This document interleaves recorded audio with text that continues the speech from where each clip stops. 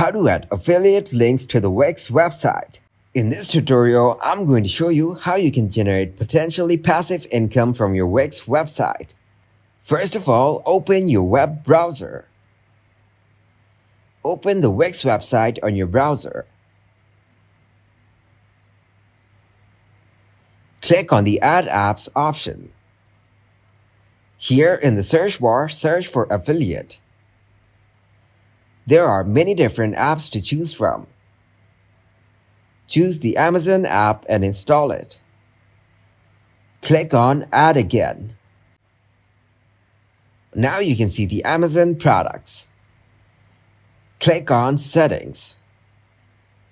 Now click on Add Items. You can connect your account to this app. Click on Add Items.